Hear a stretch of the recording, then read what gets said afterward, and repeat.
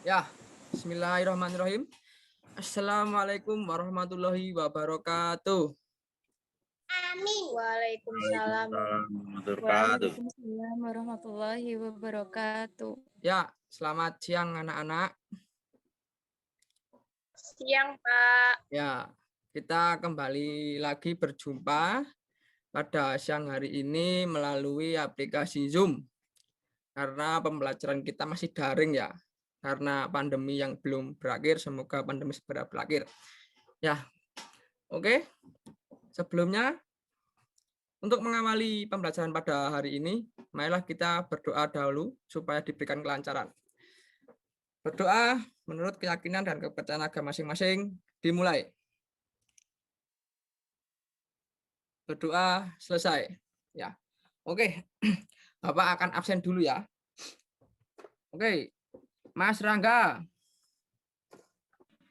Hadir. Bagus. Oke, Mas Rangga. Mbak Utari. Ada, Pak. Ya. Mbak Ika. Hadir. Ya, hadir. Mbak Winda. Hadir, Pak. Ya, Mbak Keumala. Hadir, Pak. Ya, bagus. Mbak Nisfi belum hadir ya? Nggak masuk, Pak. Oh, nggak masuk. Ya, nggak apa-apa. Oke. Untuk menambah rasa nasionalisme kita terhadap bangsa kita, terhadap bangsa Indonesia, marilah kita menyanyikan lagu Pancasila. Garuda Pancasila, ada yang tahu ya? Tahu, Pak. Ya, yuk, dipimpin oleh Mbak Utari. Monggo Mbak Utari, dipimpin teman-temannya. 1, 2, 3. Garuda Pancasila, akulah dukungmu. Patriot proklamasi, setiap berkorban untukmu. Ya, bagus. Oke. Mungkin pembelajaran hari ini singkat saja ya, karena habis ini Bapak mau jagong, ada acara. Ya, yuk langsung saja. Pada pembelajaran sebelumnya, kita telah belajar tentang perkembangan biakan pada tumbuhan atau tanaman. Ada yang masih ingat nggak apa itu perkembangbiakan pada tumbuhan dan tanaman? Siapa yang masih ingat? Mbak Utari, Suatu proses yang bertujuan untuk memperbanyak jumlah tanaman atau spesies tertentu. Ya, pinter Mbak Winda, masih ingat. Perkembangbiakan pada tumbuhan tanaman yaitu suatu proses yang bertujuan untuk memperbanyak jumlah tanaman atau spesies tertentu. Ada dua tipe perkembangan biakan, yaitu apa saja? Ada yang masih ingat? Mbak Utari, mungkin Mbak Mala? Seksual dan aseksual. Ya, ada tipe perkembangan seksual dan aseksual. Oke. Cara perkembangan biakan tanaman pada dasarnya dikelompokkan menjadi dua, yaitu secara generatif dan juga secara vegetatif. Nah, anak-anak, hari ini kita akan belajar tentang perkembangan biakan secara generatif. Kenapa? Agar supaya kita dapat mengetahui cara pertumbuhan dan perkembangan tumbuhan. Dan untuk mengetahuinya tersebut, kita bisa lebih berhati-hati untuk tidak merusak tumbuhan tersebut. Dan juga pada hari ini, kita akan belajar tentang kehidupan sosial budaya di negara ASEAN. Supaya apa? Supaya kita tahu tentang kehidupan sosial budaya di negara ASEAN. Bagaimana kehidupan di negara ASEAN, seperti apa ciri khas negara tersebut, bagaimana bahasanya, apa saja makanan ciri khas di sana. Ya. Oke.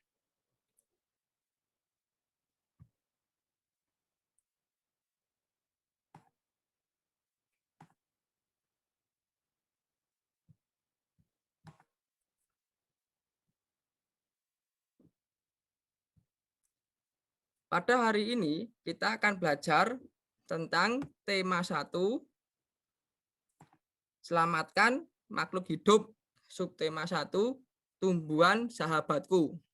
Muatan terpadu bahasa Indonesia, IPA, dan IPS. Pembelajaran pertama. Ya, tujuan pembelajaran pada hari ini, dengan mengamati video pembelajaran, siswa dapat mengidentifikasi perkembangan biakan generatif. Yang kedua, dengan membaca teks perkembangbiakan jagung, siswa dapat menemukan ide pokok dan informasi penting.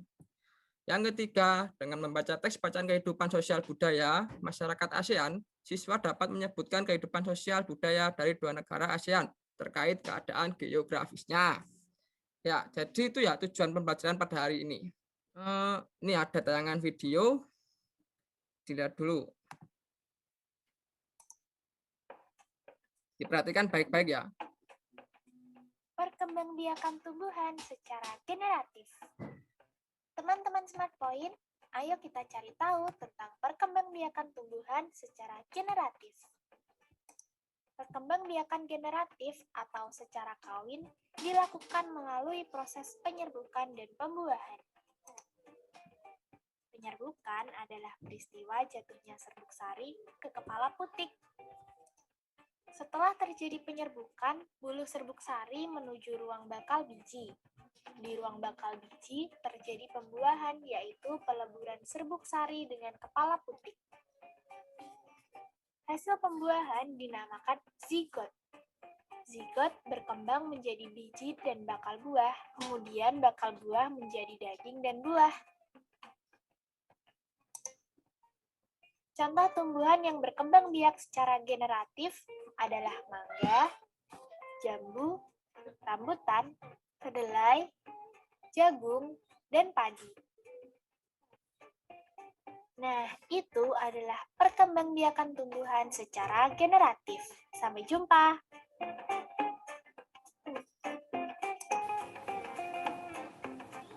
Bapak meminta anak-anak untuk menyebutkan perkembangan biakan generatif yang terjadi dalam video pembelajaran tadi.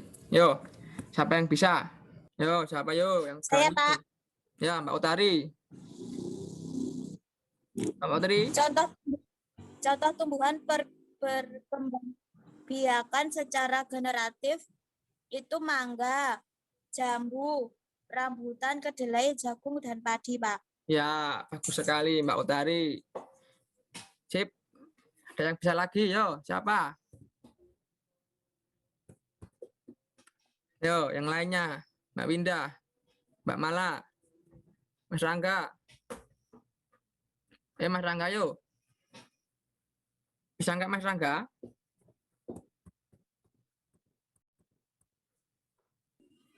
Nggak bisa. Wah, Mas Rangga tadi nggak memperhatikan ya. Ya Mbak Winda.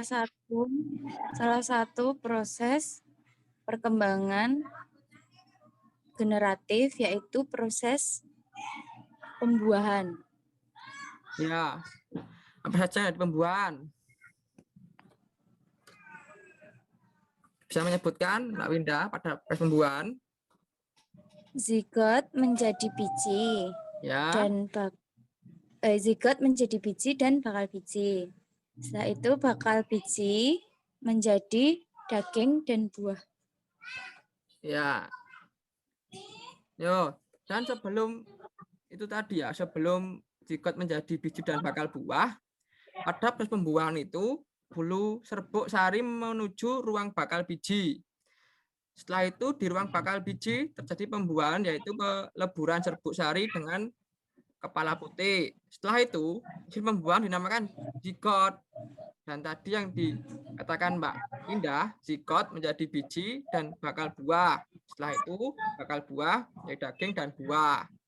Ya, seperti itu. Oke. Gus. Ya. Tadi kan Mbak Utari kan sudah menyebutkan tentang contoh tumbuhannya. Mangga, jambu, rambutan, kedelai, jagung, dan padi. Oke. Setelah ini ada teks bacaan yaitu tentang pertumbuhan pada jagung ya. Ya ini. Ada yang mau membaca? Saya, Pak. Ya, Mbak Eka, baca yuk. Bagaimana jagung berkembang biak? Jagung merupakan salah satu tanaman yang dijadikan bahan makanan pokok di berbagai negara, salah satunya di Indonesia. Ada yang mau melanjutkan? Yuk, gantian temanya yuk. Mbak Ika. Ya, Pak. Ya, yuk, silakan. Bunga jagung memiliki helai-helai rambut halus pada bagian ujungnya. Pada helai rambut tersebut terdapat tepung sari. Tepung sari akan terbang terbawa angin ketika angin bertiup. Tepung sari yang terbawa angin sebagian akan jatuh di kepala putih yang terletak di bagian bawah bunga pada pohon jagung yang lain. Ketika itulah terjadilah pembuahan. Ya. Ada yang mau menanyakan lagi selain Mbak Laila?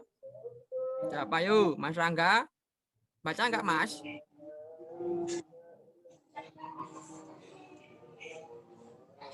Yuk, siapa lagi menanyakan yuk? Saya, Pak. Ya, yuk, Mbak Winda. Silakan, Mbak Winda. Setelah terjadi pembuahan, bunga jagung tersebut terus berkembang hingga menjadi buah jagung. Perkembangan itulah yang dapat diamati dari waktu ke waktu. Buah jagung akan siap dipanen ketika rambut jagung sudah berwarna kecoklatan dan bagian tongkolnya sudah mengering. Apabila buah jagung tersebut dikupas, akan memperlihatkan biji jagung yang kekuningan. Bagian yang dimakan oleh manusia adalah biji jagung. Supaya jagung selalu tersedia sebagai bahan makanan manusia, maka petani jagung harus menanam kembali sebagian biji jagung dari hasil panen. Biji jagung yang tua dapat ditanam kembali. Dari sinilah akan dimulai lagi perkembangbiakan jagung. Ya, terima kasih yang sudah membaca. Oke, setelah kalian mengamati teks tentang perkembangbiakan jagung, sekarang Bapak akan menyuruh kalian untuk menyebutkan ide pokok dari setiap paragrafnya. Yuk, siapa yang bisa? Silakan, nanti dapat nilai plus dari Bapak. Yuk, siapa? Paragraf pertama ide pokoknya jagung makanan pokok, Pak. Ya, jagung merupakan suatu tanaman menjadikan bahan makanan pokok. Ya, bagus Pak Utari. Ada yang bisa lagi yuk? Mbak Winda? Ide Ya. pokok paragraf kedua. Pembiakan tanaman jagung dengan cara menanam biji jagung. Ya, Mbak Mala, bagus. Ide pokok kedua memulai pembiakan tanamannya dengan menanam biji jagung. Yuk, paragraf ketiga, siapa yang bisa? Mbak Winda, Mbak Nisfi, Mbak Ika, atau Mas Rangga yuk. Mas Rangga diam aja kok dari tadi. Ngantuk Pak Mas?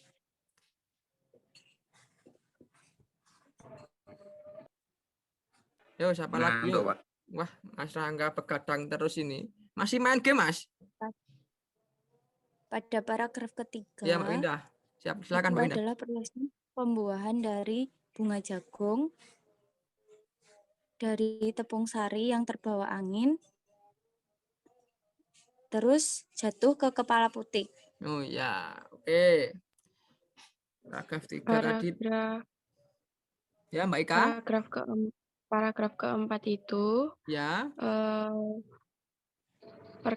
Berkembangnya bunga jagung hingga menjadi buah jagung. Ya. Tadi kalian sudah menyebutkan setiap ide pokok pada paragraf. Oke, pintar-pintar sekali ini berarti. Ya, ide pokok paragraf ini adalah inti atau pokok paragraf, pokok permasalahan pada setiap paragraf yang terdapat pada sebuah paragraf ini tadi ya. Ide pokok juga dikenal sebagai nama gagasan utama dan menjadi dasar pengembangan suatu paragraf. Biasanya ide pokok atau gagasan utama berada pada kalimat utama suatu paragraf. Ya, Setelah itu kita akan belajar tentang negara ASEAN. Sebelumnya Bapak beritahu dulu ya, negara ASEAN itu terdapat banyak sekali ya. Ada negara kita, Indonesia, terus Malaysia, terus Singapura, Kamboja, Thailand, Myanmar, Laos, Vietnam, Filipina, dan Brunei Darussalam. Oke, sekarang ini Bapak ada teks tentang 2 negara saja ya, yaitu yang Bapak ambil dari negara Filipina dan juga negara Malaysia. Oke. Ada yang mau baca dulu? Ini tentang negara Filipina. Siapa yang mau baca? Saya kami Ya, Kak, dibaca Kak. Filipina. Budaya Filipina merupakan hasil perpaduan antara budaya Barat dan Timur. Kehidupan budayanya dipengaruhi oleh budaya Melayu, Cina, dan Spanyol. Bahasa Filipina adalah bahasa nasional dengan bahasa Inggris sebagai bahasa pengantar untuk urusan perdagangan atau pergaulan. Ya, Mbak Winda yuk. Po dan Opo adalah sebutan orang Filipina terhadap orang yang lebih tua. Mereka memanggilnya dengan menggunakan kata-kata seperti kuya, ate, manong, atau manang, yang menunjukkan rasa penghormatan. Jabat tangan adalah bentuk salam yang paling sering dijumpai di Filipina. Tarian tinikling merupakan tarian masyarakat Filipina. Tarian ini menceritakan tentang burung tinikling yang berjalan melompat menghindari perangkat bambu petani padi. Ya. Oke. Teks yang kedua. Nih, negara ASEAN. Yaitu Malaysia. Ada yang mau membaca? Siapa? Mbak Utari gantian, Mbak Mala. Mas Rangga yuk, Mas Rangga gur dia maket mau. Mas Rangga, baca enggak Mas? Hilang nanti Mas Rangga mau. Malaysia. Ya, yuk, Patung baca. Murangga di Malaysia merupakan patung berukuran 40,7 meter. Patung ini terletak di Batu Kaves, gua yang merupakan salah satu kuil Hindu di luar India yang paling populer, yang didedikasikan untuk Dewa Murungga. Ya, bagus. Wah, Mas Rangga nek moco ya bagus no kok. Dari tadi kok diem aja. Oke. Sekarang setelah kalian membaca tentang kehidupan di negara ASEAN tadi yaitu Malaysia dan apa di Filipina ya? Ya, tadi Bapak ingin membuat kelompok dulu. Bapak bagi 2 kelompok saja, tidak usah banyak-banyak. Bapak bagi 2 kelompok saja tadi. Mbak Winda sama Mbak Winda sama Mbak Nisfi, nanti Mas Rangga, Mbak Ika sama Mbak Mala. Paham ya? Ya, Pak. Ya. Oke, pertanyaan kelompok untuk Mbak Winda dan Mbak Nisfi. Apa saja budaya yang mempengaruhi negara Filipina? Tadi kan itu kan negara Filipina kan ada yang mempengaruhi dari budaya lain ya, apa saja? Budaya apa saja yang terdapat yang mempengaruhi di negara Filipina? Melayu, Ya. Cina, Spanyol. Oh ya. Sip, pinter Mbak Winda masih ingat ya tadi ya. Berarti memperhatikan tadi. Yo. Untuk pertanyaan keempat untuk kelompok Mbak Mala, Mas Rangga, dan Mbak Ika.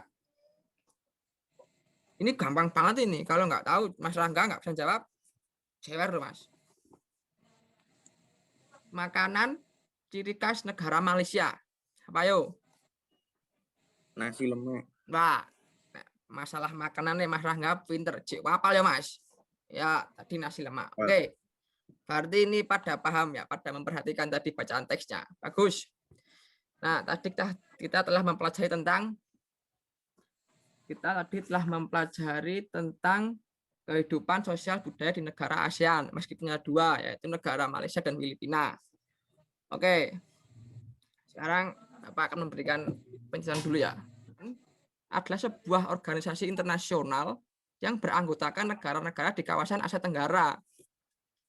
Negara-negara ini bersatu karena adanya persamaan letak geografis dan kemiripan budaya. Kepentingan yang sama dalam memajukan pertumbuhan ekonomi, sosial budaya, serta menjaga kemajuan kawasan menjadi dasar pertimbangan para tokoh-tokoh dunia pendiri ASEAN. Pada tahun 1967, ASEAN berdiri atas dasar deklarasi Bangkok. Saat itu, tokoh-tokoh dari 5 negara yang terlibat dalam diskusi menjadi pencetus dari pendiri organisasi ini. 5 negara yang menjadi anggota ASEAN pertama di tahun 1967 adalah negara kita, Indonesia. Yang kedua, Malaysia.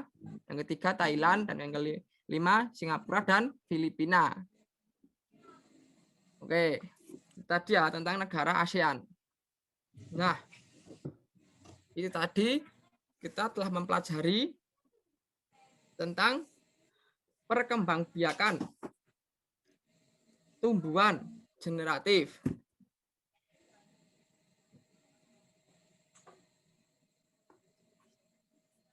Dan juga perkembangan biakan pada jagung. Setelah itu tentang sosial budaya negara ASEAN. Ya, oke. Dan kesimpulan pada pembelajaran hari ini ialah bahwa cara perkembangan biakan tanaman secara generatif tadi, yaitu tentang proses penyerbukan dan juga proses pembuahan. Terus tadi kita juga sudah menemukan ide pokok dari teks tentang perkembangan biakan jagung. Ide pokok sendiri adalah inti atau pokok permasalahan dan terdapat pada sebuah paragraf.